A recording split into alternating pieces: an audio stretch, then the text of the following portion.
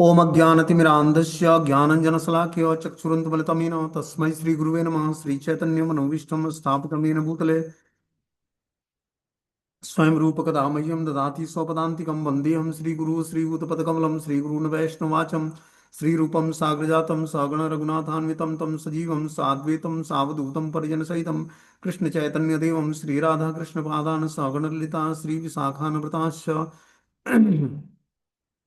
नारायणं नमस्कृत्यं नरं चैव नरोत्तमं देवीं सरस्वतीं व्यासं ततो जयमुदीरयेत्। शृण्वतां स्वकथा कृष्ण पुण्यश्रवणकीर्तनं हृदयन्तस्तु यभद्राणि विधुनोति सुरसतां नष्टप्रायेषु भद्रेषु नित्यं भागवत सेवया भगवती उत्तमश्लोके भक्तिर्भवति नैष्टिकी तदा रजस्तमो भाव काम लोभादेश्चेत् चेत् एतेन निरावृद्धं स्थितिसत्त्वे प्रसिद्धति। एवं प्रसन्नमनसो भगवद्भक्ति योगता भगवतत्व विज्ञान मुक्त संगस्य जायते विद्यन्ते हृदय ग्रंथि छिद्यन्ते सर्वसंशयम् क्षीयन्ते चास्य कर्माणि दृष्ट्वा एवात्मनीश्वरे धर्मप्रोजितोकटप्पुवनत्रो परमो निर्मत्सराणां सतां वेद्यं वास्त्रमत्र वस्तु शिवदं तापत्रय उन्मूलनं श्रीमद्भागवतं प्रमाण अम्लं प्रेमोपमार्थो महान् श्रीचैतन्य महाप्रभु मतमिदं तत्रादरुणा कृष्णाय वासुदेवाय देवकीनन्दनाय च नंदगोप कुमाराय गोविंदाय नमो नमः। वासुदेव सुतं देवं कंसचारूणमर्दनं देवकी परमानंदं कृष्णं वंदे जगद्गुरुं। हे कृष्ण करुणा सिंधु दीनबंधु जगत्पतये गोपेश गोपिका कांत राधा कांत नमस्तुते। तप्त कांचन गौरांगे श्री राधे वृंदावनेश्वरी ब्रजभानुसुते देवी प्रणमामि हरिप्रिये। वाञ्छाकल्पतरुभ्यश्च कृपा सिन्धुभ्येव च पतितानां पावनेभ्यो वैष्णवेभ्यो नमो नमः। जय श्री कृष्ण चैतन्य प्रभु नित्यानंद श्री अद्वैत गदाधर श्रीवासादि श्री गौर भक्तवृंद। हरे कृष्णा कृष्ण कृष्ण हरे हरे हरे राम राम राम हरे हरे। तो इसमें आज हम लोग को श्रीमद् भागवतम का स्कंद संख्या 8 अध्याय संख्या 4 और श्लोक संख्या 1 नंबर पढ़ना है। ठीक है ना। बोलते हैं श्री सुक उवाच तदा देवर्षि गंधर्वा ब्रह्मे सान पुरोगमा मुमुच्यम कुसुमा सारम ससंतम कर्म तद हरे। श्री सुखदेव गोस्वामी ने कहा जब भगवान ने गजेंद्र का उद्धार कर दिया तो सारे ऋषियों गंधर्वों और ब्रह्मा शिव इत्यादि देवताओं ने भगवान के इस कार्य की प्रशंसा की और भगवान तथा गजेंद्र दोनों के ऊपर पुष्प वर्षा किया। जैसा कि हमने स्टोरी सुनाया था गजेंद्र जो है हाथी के शरीर में था, उसका नाम ही गजेंद्र था। गजेंद्र मतलब गज मतलब हाथी, और गजेंद्र गजेंद्र मतलब हाथियों का राजा था वो। पूरे जंगल का एक छत्र राजा था, हाथियों का ही राजा नहीं था, पूरे जंगल का राजा था वो। जंगल का राजा वैसे शेर हुआ करता है मतलब, लेकिन यहाँ पर जो है शेर नहीं था, ये हाथी ही उस जंगल का राजा था। त्रिकुट पर्वत था, त्रिकुट पर्वत के जंगल में, त्रिकुट पर्वत जो है क्षीर सागर के तलहटी में एक पर्वत था जिस पर यह गजेंद्र निवास करता था। और त्रिकुट पर्वत चारों तरफ दूध के सागर से घिरा हुआ था। उसमें बहुत सारे सुंदर झरने थे, बहुत सारे सुंदर वृक्ष थे, और बहुत ही शोभनीय उसकी दृश्य मतलब जो दृश्य था बहुत ही आकर्षक था। ये जिस जंगल में रहता था उसका राजा था, तो सारे जितने भी शेर चीता भालू बंदर जो भी थे जंगल के जानवर जंतु जानवर, सब इससे बहुत ही इसको इसको रिस्पेक्ट प्रदान करते, मतलब इससे डरते थे वो। ऐसा था गजेंद्र। जिस रास्ते से जाता जंगल के जंतु जानवर उसका रास्ता खाली कर देते, सामने नहीं आते। अब एक दिन इसको पिकनिक मनाने की इच्छा जागृत हुई, तो अपने बच्चों को, छोटे छोटे नन्हे मुन्ने बच्चों को लेकर हाथियों को, और जो है अपनी पत्नियों के साथ ये जाता है सागर में स्नान करने के लिए, सरोवर में। तो सरोवर में स्नान करता है, पहले खुद अपने को नहलाता है, उसके बाद जो है अपने बच्चों को नहलाता है, अपनी पत्नियों को नहलाता है सूंड में पानी भरकर, सबको नहला लेता है, सब फ्रेश हो जाते हैं। अब अंत में फिर अपने को नहाने को सोचता है कि मैं तो नहा लिया था पहले, लेकिन अब इनको नहलाया तो फिर एक दोबारा नहा लेता हूँ, दोबारा एक बार नहा लेता हूँ। जैसे ही नहाने के लिए घुसता है वैसे ही गजेंद्र का पैर जो है एक घड़ियाल पकड़ लेता है। उस सरोवर में एक घड़ियाल होता है जो उसका पैर पकड़ लेता है। अब वो घड़ियाल तो जल का जानवर, जल में उसकी शक्ति बहुत ही थी, बहुत बड़ा चढ़ा शक्ति था उसका। और ये हुआ स्थल का पशु।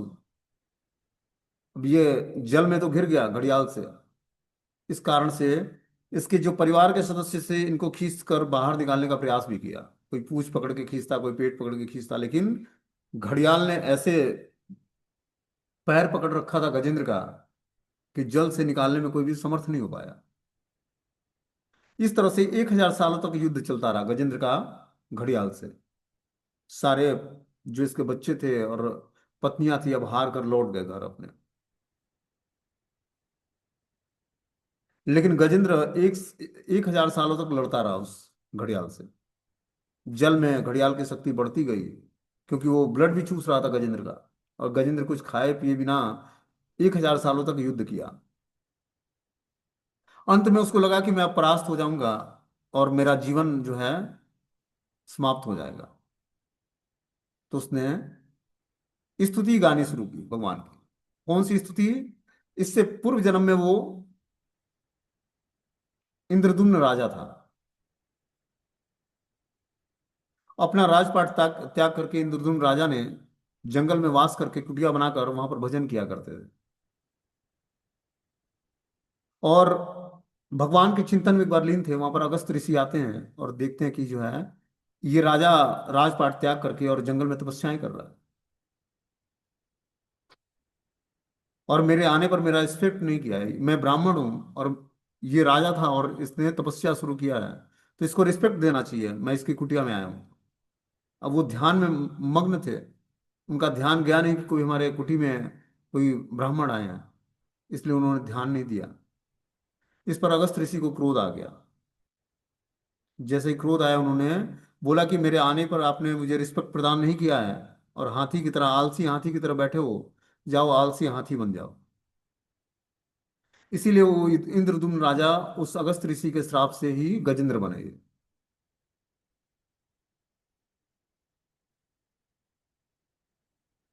तो किसी बढ़े चढ़े वैष्णव का कोई श्राप भी अगर जो वो दे देता है, तो भक्तों के लिए बड़े ही मंगलकारी होता है। अब गजेंद्र को हो सकता है कि उस जीवन में उसको सफलता नहीं मिलती, या कई जीवन में सफलता नहीं मिलती, लेकिन उस ऋषि के श्राप से गजेंद्र बना ये। और गजेंद्र बनने के बाद भगवान ने कैसे उद्धार किया, उसकी स्टोरी हम लोग सुना है पिछले क्लासों में। तो इस प्रकार गजेंद्र ने भगवान का स्मरण किया प्रार्थनाओं के माध्यम से भगवान को। वो प्रार्थनाएं जो है गजेंद्र की समर्पण स्तुति के नाम से है, कि गजेंद्र ने भगवान को अपना सर्वस्व समर्पण कैसे कर दिया। जब हारने लगा तो उसने समर्पण स्तुति करने लगी भगवान से। उस स्तुति को सुनकर भगवान नारायण जो है वैकुंठ से गरुड़ की पीठ पर सवार होकर आते हैं, और उनको लगा कि मुझे अपने भक्त की रक्षा तुरंत करनी चाहिए, तो गरुड़ की पीठ से कूद कर भगवान गजेंद्र की रक्षा करते हैं। ये है भगवान की भक्त वात्सल्यता। अपने भक्तों के लिए कुछ भी कर सकते हैं।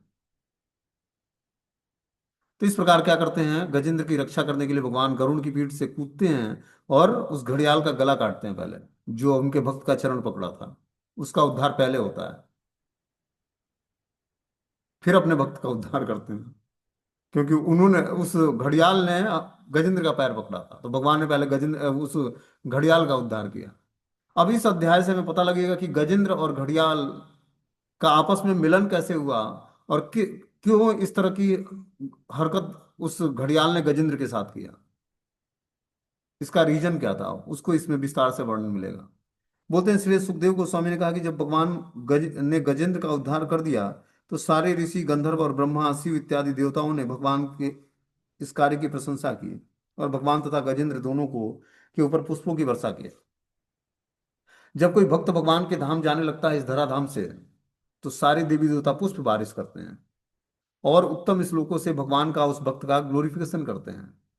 कोई व्यक्ति इस भौतिक संसार में महामंत्र जाप करने को सोच लेता है, संकल्प ले लेता है, तो ब्रह्मा और शिव उसकी आरती उतारते हैं।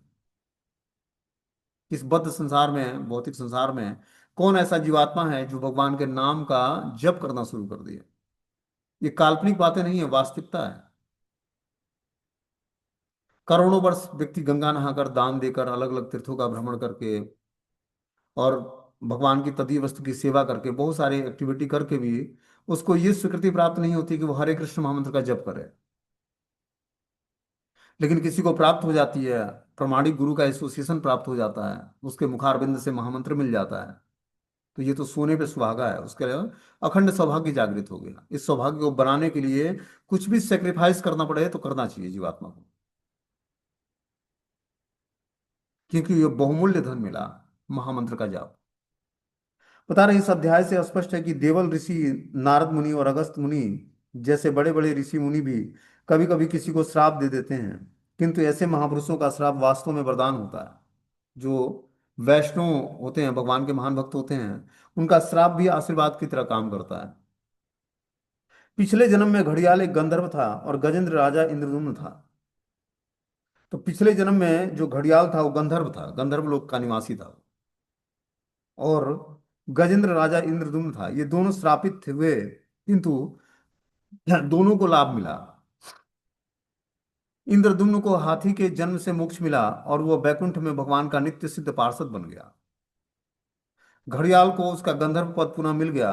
और हम प्रायः देखते हैं कि बड़े संत या भक्त का श्राप साप न रहकर वरदान हो जाता है। इस प्रकार दोनों श्रापित हुए। घड़ियाल अपने गंधर्व पद पर वापस चला गया। गंधर्व क्या करते हैं? भगवान और देवताओं के लिए गाना गाते हैं, भक्तिमय गीत, भगवान को रिझाने के लिए। और बैकुंठ में भगवान का नित्य सिद्ध पार्षद कौन बना? गजेंद्र बना। तो ये दोनों ही डिलीवर हो जाते हैं भगवान के धाम। एक गंधर्व लोक को चला जाता है, दूसरा भगवान का नित्य सिद्ध पार्षद बन जाता है गजेंद्र। इस तरह ये जो दोनों श्रापित थे, घड़ियाल और गजेंद्र, उनका ऋषियों का श्राप इनके लिए वरदान हुआ। बोलते नैदु दुदुम्ब भयो दिव्या गंधर्व नो नृत्य जगमु ऋष्य चारणा सिद्धा स तुष्टौ पुरुषोत्तम।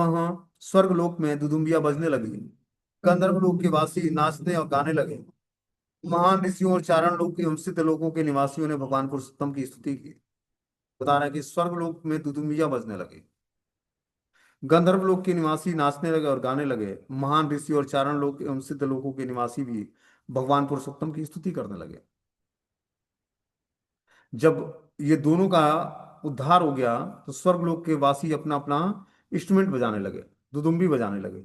गंधर्व लोक के वासी नाचने लगे, क्योंकि उनका एक गंधर्व मित्र जो घड़ियाल बन गया था वो अब वापस आ गया था। ये हुहू नामक गंधर्व था। ये ऋषि के श्राप से घड़ियाल बना था। बता रहे कि गंधर्व लोक के वासी नाचने और गाने लगे। महान ऋषि और चारण लोक एवं सिद्ध लोक के निवासी भी भगवान पुरुषोत्तम की स्तुति करने लगे। जब देखा उन्होंने सारे उच्च लोकों के वासियों ने कि भगवान किस तरह अपने भक्तों का उद्धार कर देते हैं, तो सभी स्तुति पाठ करने लगते हैं भगवान के सामने। यो अस्यो ग्राह सवेशज्ञम परमा परम आश्चर्य रूपदृक् मुक्तो देवल सापेन हुहु गंधर्व सप्तम प्रणम्य शिरसाधीशम उत्तम श्लोक मव्यम अगायत यशोधाम कीर्तन्य गुण सत्कथम। गंधर्वों में श्रेष्ठ राजा हु देवल मुनि द्वारा श्रापित होने के बाद घड़ियाल बना था। ये गंधर्वों में श्रेष्ठ राजा था, घड़ियाल जो बना था। ये हुहु नामक राजा था जो देवल मुनि के श्राप से घड़ियाल बना था। अब भगवान द्वारा उद्धार किए जाने पर उसने एक सुंदर गंधर्व का रूप धारण कर लिया। गंधर्व लोग क्या करते हैं? भगवान के लिए गाना गाते हैं। एक गंधर्व राग भी होता है। तो ये गंधर्व फिर अपने यथास्थान, राजा हु नामक ये गंधर्व था, वो अपने गंधर्व लोक चला जाता है। अब भगवान द्वारा उद्धार किए जाने पर उसने एक सुंदर गंधर्व का रूप धारण कर लिया। यह समझ कर कि यह सब किसकी कृपा से संभव हो सका, उसने तुरंत सिर के बल प्रणाम किया और श्रेष्ठ श्लोकों से पूजित होने वाले परम नित्य भगवान के लिए वह उपयुक्त स्तुति करने लगा। तो इस प्रकार उसने क्या किया? उत्तम श्लोकों से भगवान का गुणगान करने लगा, भगवान को प्रणाम करके।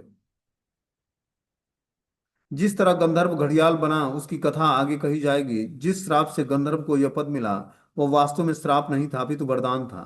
जब किसी को कोई संत पुरुष श्राप दे तो अप्रसन्न नहीं होना चाहिए, क्योंकि अप्रत्यक्ष रूप से उसका यह श्राप वरदान होता है। इस गंधर्व, इसी में नेटवर्क चला जा रहा है। बोल रहे हैं, इस गंधर्व में स्वर्गलोक के निवासियों की मानसिकता थी इसे भगवान का पार्षद बनने में लाखों वर्ष लगते, किंतु देवल ऋषि के श्राप से वह घड़ियाल बन गया और एक ही जीवन में उसे साक्षात भगवान का दर्शन करने और वैकुंठ जाकर भगवान का पार्षद बनने का सौभाग्य प्राप्त हो गया। देखो क्या बता रहे हैं कि इसको इस तरह लाखों वर्ष लगते भगवान के धाम और भगवान के नित्य पार्षद बनने में, लेकिन देवल ऋषि के श्राप से घड़ियाल बना और घड़ियाल जीवन से जब छूटा तो साक्षात भगवान का नित्य सिद्ध पार्षद बन गया और वैकुंठ चला गया। इसी प्रकार गजेंद्र का भी उद्धार भगवान ने किया। वो अगस्त मुनि से श्राप से मुक्त हो गया। अगस्त मुनि के श्राप से वो गजेंद्र बना था। वो इंद्रद्युम्न राजा था। वो बोलते हैं, सु अनुकंपित ईशेन परिक्रम्य प्रणम्य तम लोकस्य पश्यतो लोकम स्व मगा मुक्त किल विषम। भगवान की आहितकी की कृपा से अपने पूर्व रूप को पाकर राजा हुहु ने भगवान की प्रदक्षिणा की और उन्हें नमस्कार किया। तब ब्रह्मा इत्यादि समस्त देवताओं की उपस्थिति में वो गंधर्व लोक लौट गया। वो सारे पाप फलों से मुक्त हो चुका था। तो बता रहे हैं इस प्रकार कि भगवान की आहितकी की कृपा से अपने पूर्व रूप को पाकर राजा हुहु ने भगवान की प्रदक्षिणा की और उनको नमस्कार किया। तो वो गंधर्व फिर से गंधर्व का शरीर पा गया। और इस प्रकार जब वो राजा हुहु के शरीर में आ गए फिर से, तो भगवान की प्रदक्षिणा किया और उनको नमस्कार किया। तब ब्रह्मा इत्यादि समस्त देवताओं की उपस्थिति में वो गंधर्व लोक लौट गया। वह सारे पाप फलों से मुक्त हो चुका था। बोलते हैं, गजेंद्रो भगवन स्पर्शा द्विमुक्ता ज्ञान बंधनात् प्राप्तो भगवतम रूपम पीता वासा चतुर्भुजम। चूंकि भगवान ने गजेंद्र को अपने कर कमलों से प्रत्यक्ष स्पर्श किया था, अतः वह समस्त भौतिक अज्ञान तथा बंधन से तुरंत मुक्त हो गया। इस प्रकार उसे सारूप्य मुक्ति प्राप्त हुई, जिससे उसने भगवान जैसा ही शारीरिक स्वरूप प्राप्त कर लिया। वह पीत वस्त्र धारण किए चार भुजाओं वाला बन गया। तो गजेंद्र को चतुर्भुज नारायण स्वरूप प्राप्त हो गया। वो अपने गजेंद्र से जब के शरीर को त्यागा, भगवान के द्वारा उद्धार किया गया उसको, तो भगवान जैसा ही उसका स्वरूप हो गया, स्वरूप पे मुक्ति मिल गई उसको। और वो चतुर्भुज नारायण स्वरूप धारण कर लिया, पीत वस्त्र धारण किए, चार भुजाएं हो गई उसकी। यदि किसी पर भगवान की कृपा होती है तो वे उसका स्पर्श अपने हाथ से कर देते हैं, तो उसका शरीर आध्यात्मिक बन जाता है और वह भगवत धाम वापस जा सकता है सशरीर। जब भगवान ने गजेंद्र का स्पर्श किया तो उसे आध्यात्मिक शरीर प्राप्त हो चुका था। ध्रुव महाराज को भी आध्यात्मिक शरीर इसी प्रकार मिला था। अर्चना पद्धति में भगवान का शरीर स्पर्श करने का शुभ अवसर मिलता है, जिसे आध्यात्मिक शरीर प्राप्त होने का सौभाग्य मिल सकता है और भगवत धाम वापस जाया जा सकता है। जो अर्चा विग्रहों की सेवा करते हैं, तो अर्चा विग्रहों की सेवा से भगवान का शरीर स्पर्श करने का शुभ अवसर अवसर प्राप्त होता है। मतलब अर्चा विग्रहों की सेवा करने से वही फल मिलता है जो भगवान के शरीर स्पर्श का फल मिलता है। वो व्यक्ति भगवत धाम वापस जा सकता है, न केवल भगवान के शरीर का स्पर्श करके, अपितु उनकी लीलाओं का श्रवण करके, उनकी महिमाओं का गान करके, उनके चरणों का स्पर्श करके तथा उनकी पूजा करके। दूसरे शब्दों में, भगवान की किसी भी प्रकार से सेवा करके मनुष्य भौतिक कल्मश से शुद्ध हो सकता है। भगवान का स्पर्श पाने का यह परिणाम होता है। जो शुद्ध भक्त है, जो शास्त्र एवं भगवान के वचनों के अनुसार कर्म करता है, वह निश्चित रूप से शुद्ध हो जाता है। वह भी गजेंद्र की तरह आध्यात्मिक शरीर धारण करके भगवत धाम लौट जाता है।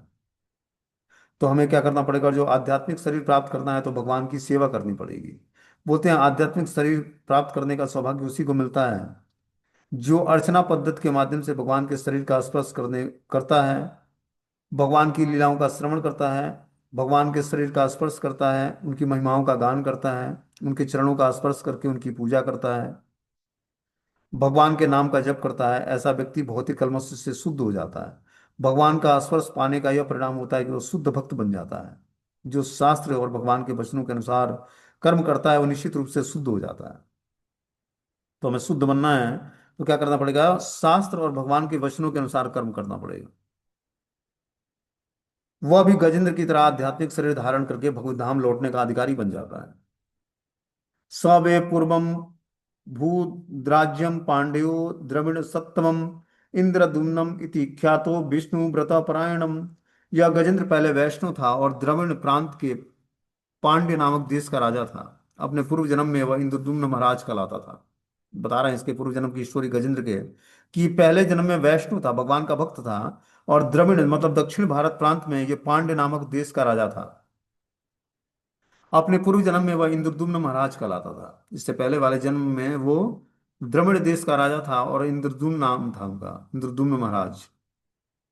स एकदा आराधना काल आत्मवान गृहीतमोन व्रत ईश्वर हरिम जटाधर स तापस आप्तुलुपो अच्युतम समर्चयामास कुलाचलाश्रयम्। इंद्रद्युम्न महाराज ने गृहस्थ जीवन से वैराग्य ले लिया और मलय पर्वत चला गया, जहां उसका आश्रम एक छोटी सी कुटिया के रूप में था। उसके सिर पर जटाएं थी, वह सदैव तपस्या में लगा रहता था। एक बार वह मौन व्रत धारण किए भगवान की पूजा में तल्लीन था और भगवत प्रेम के आनंद में डूबा हुआ था। यदृक्षया तत्र महायसां मुनि समागमं शिष्य गणे परिश्रितं तं वीक्ष्य तस्मै म कृता हणादिकं रहस्योपासीन मृषि चुकोपः। जब इंद्रद्युम्न महाराज भगवान की पूजा करते हुए ध्यान में तल्लीन थे, तो अगस्त मुनि अपनी शिष्य मंडली समेत वहां पधारे। जब मुनि ने देखा कि राजा इंद्रद्युम्न एकांत स्थान पर बैठकर मौन साधे हैं और उनके स्वागत के शिष्टाचार का पालन नहीं कर रहे हैं, तो वे अत्यंत क्रुद्ध हुए। तो इंद्रद्युम्न महाराज भगवान की पूजा में तल्लीन थे। उसी समय उनकी कुटिया में अगस्त मुनि अपनी शिष्य मंडली के साथ पधारते हैं। लेकिन जब मुनि ने देखा कि राजा इंद्रद्युम्न एकांत स्थान में बैठकर मौन साधे हैं और उनका स्वागत या शिष्टाचार का पालन नहीं कर रहे हैं, तो अत्यंत क्रुद्ध हो गए। तस्माइमं शापमदाद साधु रयम दुरात्मा कृतबुद्धिरज्ञम विप्रावमत ममता विसतां तमिश्रम यथा गजम अस्तब्धमति स एव। तब अगस्त मुनि ने राजा को यह श्राप दे डाला कि इंद्रद्युम्न तनिक भी भद्र नहीं है, नीच तथा अशिक्षित होने के कारण इसमें ब्राह्मण का अपमान किया है। अतएव अंधकार प्रदेश में प्रवेश करे और आलसी मुख हाथी का शरीर प्राप्त कर ले। इस प्रकार अगस्त ऋषि ने उनको श्राप दे दिया इंद्रद्युम्न महाराज को। हाथी अत्यंत बलिष्ठ होता है, उसका शरीर अत्यंत भारी और कठोर श्रम करने वाला होता है। वो प्रचुर भोजन खा सकता है, फिर भी उसकी बुद्धि उसके आकार तथा बल के अनुरूप नहीं होती है। इस तरह इतनी शारीरिक शक्ति होते हुए भी वो मनुष्य का नौकर बनकर काम करता है। अगस्त मुनि ने यही ठीक समझा इस राजा को हाथी बनने का श्राप दिया जाए, क्योंकि यह शक्तिशाली राजा ने मेरा स्वागत उस रूप में नहीं किया जैसा कि ब्राह्मण का होना चाहिए। यद्यपि अगस्त मुनि ने महाराजा इंद्रद्युम्न को हाथी बनने का श्राप तो दे डाला, किंतु ये श्राप अप्रत्यक्ष एक वरदान सिद्ध हुआ, क्योंकि हाथी का जीवन बिताने से उसने पूर्व जन्म के पापों के सारे फल समाप्त हो गए। हाथी जीवन का अंत होते ही वह भगवान जैसा शरीर पाकर उनका नित्य सिद्ध पार्षद बनकर वैकुंठ लोक भेज दिया गया। यह सारूप्य मुक्ति कहलाती है। तो उस ऋषि का श्राप जो है, इस गजेंद्र के लिए आशीर्वाद बन गया, और इस शरीर को छोड़ने के बाद वो सारूप्य मुक्ति प्राप्त कर भगवान के शरीर समान ही चतुर्भुज नारायण स्वरूप प्राप्त कर लेता है और भगवान के वैकुंठ धाम चला जाता है। और इस पर आगे श्री सुखदेव गोस्वामी बोलते हैं कि एवं साप्त्वा गतो अगस्त्यो भगवान नृप सानुगम इंद्रद्युम्नो अपि राजर्षि दृष्टम तदुपधारयन् अपन्नम कोजरी योनि माम मध्य स्मृति विनाशिनम हर्यचनानुभावेन यद गजत्वे अप्यनुस्मृतिम। श्री सुखदेव गोस्वामी ने आगे कहा कि हे राजन, अगस्त मुनि राजा इंद्रद्युम्न को इस तरह श्राप देने के बाद अपने शिष्यों समेत उस स्थान से चले गए। चूंकि राजा भक्त था, अतः उसने अगस्त मुनि के श्राप को का स्वागत किया, क्योंकि भगवान की ऐसी ही इच्छा थी। अतः वो अगले जन्म में हाथी का शरीर प्राप्त करने पर भी भक्ति के कारण उसे यह स्मरण रहा कि भगवान की पूजा और स्तुति किस तरह की जाती है। तो बता रहे हैं कि जो है श्री सुखदेव गोस्वामी महाराजा परीक्षित को कि हे राजन, अगस्त मुनि राजा इंद्रद्युम्न को इस तरह श्राप देने के बाद अपने शिष्य समेत उस स्थान से चले गए। चूंकि राजा भक्त था, अतः उसने अगस्त मुनि के श्राप का स्वागत किया कि एक ऋषि का श्राप हमें मिला है, तो मैं उसको स्वीकार करता हूँ, क्योंकि भगवान की ऐसी इच्छा थी। अतः वो अगले जन्म में हाथी का शरीर प्राप्त करने पर भी भक्ति के कारण उसे यह स्मरण रहा कि भगवान की पूजा और स्तुति किस प्रकार करनी है। तो हाथी शरीर प्राप्त करने के बाद भी उसको अपनी आध्यात्मिक चेतना जागृत अवस्था में थी उसकी। इस प्रकार उस आध्यात्मिक चेतना के जागृत होने से उसको स्मरण रहा कि किस प्रकार भगवान की पूजा और स्तुति करनी है। भगवान की भक्त की यह अद्वितीय स्थिति है। यद्यपि राजा को श्राप मिला था, किंतु उसने इसका स्वागत किया, क्योंकि भक्त सदैव जानता रहता है कि भगवान की इच्छा के बिना कुछ भी घटित नहीं हो सकता है। यद्यपि राजा का कोई दोष न था, फिर भी अगस्त मुनि ने उसे श्राप दे डाला था। जब ऐसा हो गया तो राजा ने इसे अपने विगत दुष्कर्मों के कारण हुआ समझा। तत्ते अनुकंपासु समीक्षमाणम, यह भक्त के सोचने का एक व्यवहारिक उदाहरण है। तो इस प्रकार गजेंद्र ने ये सोचा कि भगवान की ये कृपा हुई है जिसके कारण मुझे गजेंद्र बनना पड़ा है। और ये वास्तव में कृपा हुई थी, क्योंकि वो हो सकता है कि जो है इंद्रद्युम्न राजा के शरीर में वो कई जन्मों तक तपस्या करता, तभी भी उसको हो सकता है कि सफलता ना मिलती। लेकिन उस अगस्त ऋषि के श्राप से एक जन्म में ही उसका उद्धार हो गया, भगवान के धाम चला गया, भगवान का नित्य सिद्ध पार्षद बन गया। वह जीवन की किसी भी असफलता को भगवान का आशीर्वाद मानता है, अतः वह इस असफलताओं से क्षुब्ध न होकर अपनी भक्ति कार्यों में लगा रहता है, और कृष्ण उसकी रक्षा करते हैं और भगवत धाम वापस जाने में उसे सक्षम बनाते हैं। यदि भक्त को अपने विगत दुष्कर्मों के फल भोगने ही पड़े तो भगवान उसे इसका इनका नाम मात्र फल चखाकर तुरंत ही उसे मुक्त कर देते हैं। अतः मनुष्य को भक्ति में दृढ़ रहना चाहिए। हम देखते हैं कि भक्ति करते हुए बहुत सारे जीवन में उथल पुथल मचता है या चैलेंजेस आते हैं। उस सिचुएशंस में भी हमें क्या करना चाहिए?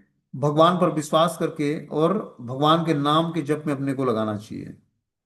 भगवान स्वयं ऐसे व्यक्ति को बहुत जल्दी वैकुंठ लोक भेजने की व्यवस्था कर देते हैं जो विपरीत परिस्थिति में भगवान के नाम का जप करता है।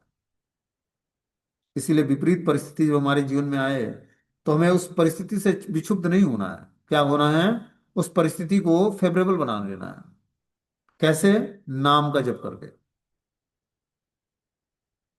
लेकिन जब विपरीत परिस्थिति आनी होती है तो सबसे पहले क्या होता है? हमारा माला बंद हो जाता है। माया क्या करती है? पहले माया और कथा दोनों बंद करा दी, फिर अपना प्रभाव दिखाएगी। इसीलिए हमें दृढ़ता पूर्वक जब हमारे पास सिचुएशंस विपरीत आए तो उस विपरीत सिचुएशंस में हमें क्या करना चाहिए? भगवान के नाम में और तल्लीन हो जाना चाहिए। अतः मनुष्य को भक्ति में दृढ़ रहना चाहिए। भगवान स्वयं ऐसे व्यक्ति को बहुत जल्दी वैकुंठ लोक भेजने की व्यवस्था करते हैं। भक्त को कभी भी दुर्भाग्यपूर्ण परिस्थितियों से विक्षुब्ध नहीं होना चाहिए, अभी तो भगवान पर ही पूरी तरह आश्रित रहकर अपने नियमित कार्यक्रमों में आगे बढ़ता रहना चाहिए। इस श्लोक में उपधार्यन शब्द अत्यंत महत्वपूर्ण है। इसका अर्थ है विचार करते हुए। जो यह सूचित करता है कि भक्त जानता है कि कौन क्या है, वह समझता है कि इस भौतिक बद्ध जीवन में क्या हो रहा है। तो बता रहे हैं कि जो है विचार करते हुए जो यह सूचित करता है कि भक्त जानता है, इसका अर्थ है भगवान पर पूरी तरह आश्रित रहना, अपने नियमित कार्यक्रमों में आगे बढ़ाते रहना चाहिए। बता रहे हैं कि जो अपने नियमित कार्यक्रमों को करते हुए अपने आश्रय को भगवान पर दिन बढ़ाना चाहिए। आश्रय हम कैसे भगवान का लेंगे? जितना ही हम तीव्रता से ध्यान पूर्वक नाम जप करेंगे उतना ही हमारा आश्रय दृढ़ होता जाएगा भगवान पर, विश्वास बढ़ता जाएगा। श्रद्धा शब्दे विश्वास के लिए सुदृढ़ निश्चय, कि कृष्ण भक्ति कैले सर्व कर्म कृत है। ये ऑटोमेटिक हृदय में प्रकट होता है। श्रद्धा शब्द विश्वास के लिए सुदृढ़ निश्चय। श्रद्धा से विश्वास उत्पन्न होता है। किस पर श्रद्धा? साधुओं पर श्रद्धा, शास्त्रों पर श्रद्धा, गुरु पर श्रद्धा। तब उसका विश्वास बढ़ता है। जब वो साधु शास्त्र और गुरु को फॉलो करता है तो उसका विश्वास बढ़ता है भगवान पर। और इस तरह श्रद्धा शब्द विश्वास के लिए सुदृढ़ निश्चय, उसका सुदृढ़ निश्चय हो जाता है कि कृष्ण भक्ति के लिए सर्व कर्म कृत है, कि कृष्ण भक्ति करके ही हमारे सर्व कर्म संपन्न हो जाने हैं। सर्व कर्म कृत हो जाएगा हमारा, समस्त कर्म संपन्न हो जाएगा, समस्त पाप कर्मों से छूट जाएंगे। इसलिए वो दृढ़ता पूर्वक क्या करता है? भगवान की सेवा में जुड़ जाता है।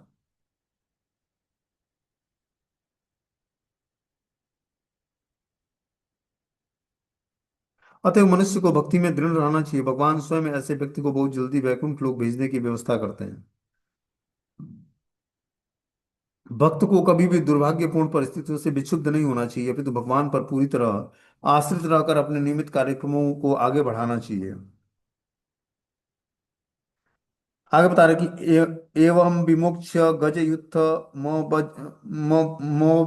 मबज्जनाभम अस्तेनापि पार्षद गति गमितेन युक्तम गंधर्व सिद्ध विबुधे रूपगीयमानम कर्माद्भुतम स्वभवनम गरुणासनो अगात।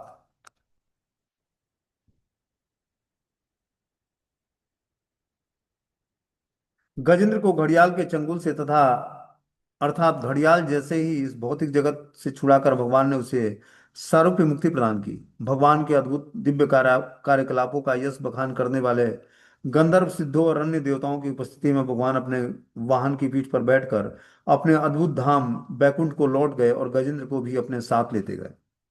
इस प्रकार भगवान क्या करते हैं? घड़ियाल के चंगुल से गजेंद्र को छुड़ाकर, घड़ियाल को भौतिक जगत से छुड़ाकर भगवान के ने उसे सारूप्य मुक्ति प्रदान की। और भगवान के अद्भुत दिव्य कार्यकलापों का यश बखान करने वाले गंधर्व, सिद्धों और अन्य देवताओं की उपस्थिति में भगवान क्या करते हैं, उस गरुड़ की पीठ पर बैठकर और अपने अद्भुत धाम वैकुंठ लोक चले जाते हैं। गजेंद्र को भी अपने साथ ले जाते हैं भगवान। देखो गजेंद्र कितना भाग्यशाली था जो भगवान के साथ चला गया उस गरुड़ की पीठ पर सवार होकर। इसीलिए ये गजेंद्र का स्मरण कोई करता है सुबह उठकर तो अपने समस्त पाप बंधनों से मुक्त हो जाता है, समस्त भौतिक ऋणों से मुक्त हो जाता है। इतना भगवान का महान भक्त था गजेंद्र। इस श्लोक में विमुक्ष शब्द महत्वपूर्ण है। भक्त के लिए मोक्ष या मुक्ति का अर्थ है भगवान के पार्षद का पद प्राप्त कर लेना। निर्विशेषवादी ब्रह्म ज्योति में तल्लीन होने की मुक्ति से ही संतुष्ट रहते हैं, किंतु भक्त के लिए मुक्ति का अर्थ है भगवान के तेज में तल्लीन हो जाना। तल्लीन होना नहीं, अपितु वैकुंठ लोक जाकर भगवान का नित्य सिद्ध पार्षद बनना। तो यहाँ बता रहे हैं कि जो है निर्विशेषवादी ब्रह्म ज्योति में तल्लीन होना चाहता है, उसी में वो संतुष्ट हो जाता है। किंतु भक्त मुक्ति नहीं चाहता, भगवान के तेज में लीन होना नहीं चाहता। वो वैकुंठ लोक में भगवान का पार्षद बनना चाहता है।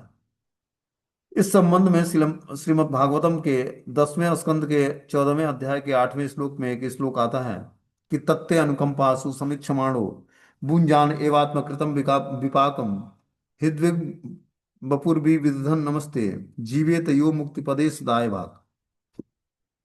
जो आपकी अनुकंपा का इच्छुक है और इस तरह अपने विगत कर्मों के फल के कारण सभी विपरीत परिस्थितियों को सह लेता है, वह मन वाणी तथा शरीर से आपकी भक्ति में सदा लगा रहता है और सदैव आपका स्मरण, आपको नमस्कार करता है, वह निश्चित ही मुक्ति का योग्य पात्र बन जाता है।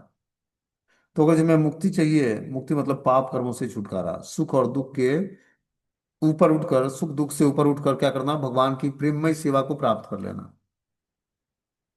ये स्थिति बहुत ही दिव्य अवस्था है कि जब व्यक्ति अपने पाप कर्मों से छूट जाता है और सुख और दुख के खातों को निरस्त करके जब वो भक्ति में स्वीकृति इकट्ठी करता है और फिर वो भगवान के धाम जाने की योग्यता हासिल करता है। बोलते हैं जो आपकी अनुकंपा का इच्छुक है और इस तरह अपने विगत कर्मों के फल के कारण सभी विषम परिस्थितियों को सह लेता है, जो मन वाणी और शरीर से आपकी भक्ति में सदा लगा रहता है, सदैव आपको नमस्कार करता है, वह निश्चित ही मुक्ति का योग्य पात्र बन जाता है। जो भक्त इस भौतिक जगत से सब कुछ सहन कर धैर्य पूर्वक भक्ति करता है, वह मुक्ति पदेश दाय भाग अर्थात मुक्ति का प्रमाणिक पात्र बन जाता है। दाय भाग शब्द भगवान की कृपा के उत्तराधिकार को बताता है। भक्त को सांसारिक परिस्थितियों की परवाह न करके एकमात्र भक्ति में लगे रहना चाहिए, तब वह बैकुंठ लोक जाने का स्वतः अधिकारी बन जाएगा। जो भक्त भगवान की अनन्य भक्ति करता है उसे वैकुंठ लोक जाने का उसी तरह अधिकार प्राप्त होता है जिस प्रकार पुत्र को अपने पिता की संपत्ति का उत्तराधिकारी प्राप्त होता है। बता रहे हैं यहाँ पर कि जो भक्ति करता है अनन्य भाव से, वैकुंठ लोक जाने का उस पर उसको अधिकार प्राप्त हो जाता है। जिस तरह पिता पुत्र को अपनी पिता की संपत्ति का उत्तराधिकार प्राप्त होता है, उसी तरह भक्त को वैकुंठ लोक जाने का अधिकार प्राप्त हो जाता है। जब कोई भक्त मुक्ति पाता है तो वह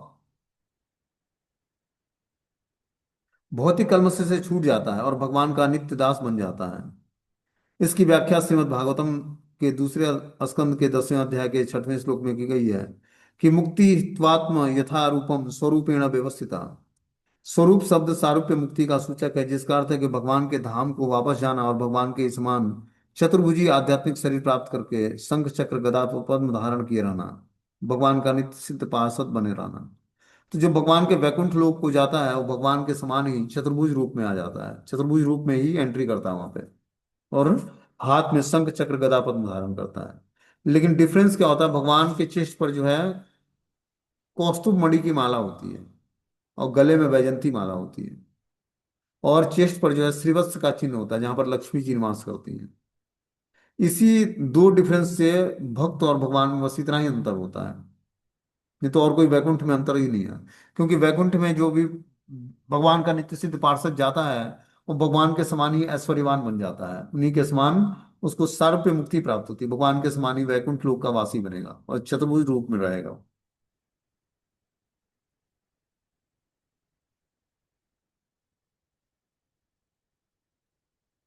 बोलते हैं निर्विशेषवादी तथा भक्त की मुक्ति में ये अंतर कि भक्त तुरंत ही भगवान का नित्य दास नियुक्त हो जाता है, जबकि निर्विशेषवादी ब्रह्म ज्योति में विलीन होने होकर भी असुरक्षित रहता है, सामान्यतः इस भौतिक जगत में फिर गिर जाता है। आरुह्य कृच्छेण परम पदम ततम पतंत्यो अधम अनादृत युष्म दाग्र्यम। जबकि निर्विशेषवादी ब्रह्म ज्योति तक ऊपर उठकर उसी में प्रवेश कर जाता है, किंतु भगवान की सेवा में न लगा होने के कारण पुनः भौतिकतावादी परोपकारी कार्यों के प्रति आकृष्ट होता है। दूसरी तरफ जो है, जो व्यक्ति भौतिकतावादी है, ठीक है ना, वो भगवान की सेवा में न लगे रहने के कारण भौतिक परोपकारी कार्यों के प्रति आकृष्ट होता है। इस तरह वह अस्पताल तथा शैक्षिक संस्थान खोलने, गरीबों को भोजन कराने, इसी प्रकार के सांसारिक गतिविधियां संपन्न करने के लिए नीचे आता है, जिससे वो भगवान की सेवा करने की अपेक्षा अधिक मूल्यवान समझता है। तो हम देखते हैं कि जो है भौतिक संसार में जिसके पास धन है वो बहुत सारे जो है हॉस्पिटल्स खोलना है या बच्चों को शिक्षाएं देने के लिए स्कूल खोलना है, इस तरह के बहुत सारे परोपकारी कार्य करता है, ठीक है ना। लेकिन उस परोपकारी कार्य से कृष्ण भक्ति प्राप्त नहीं होती है। बता रहे हैं कि इस तरह वह अस्पताल या शैक्षिक संस्थाएं खोलकर गरीबों को भोजन कराने और इस प्रकार सांसारिक गतिविधियां संपन्न करने से वो नीचे आ जाता है, जिससे वो भगवान की सेवा करने की अपेक्षा अधिक मूल्यवान समझता है।